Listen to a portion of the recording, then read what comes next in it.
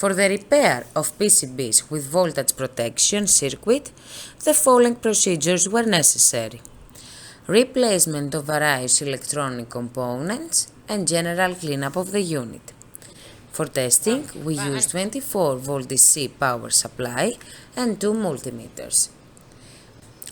The LED who corresponding the short circuit terminals lighting up.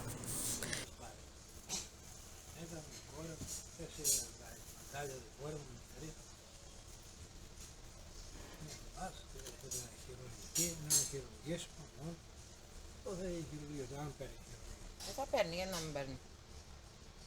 Πρέπει να βρω το γιατρό τώρα το θέμα εδώ. Έχει βρει πάρει και χειρούργο στο κρατικό. No further testing is possible due to lack of additional units. Η γυναίκα μου πήγε στη λαϊκή. Έχει σπουδάσει και αυτή μαζί μου. Έβαλε γεμιστά, θα έχει κουκώσει από χθες. It is now clear that the PCBs are working successfully and they are ready to be delivered to the customer.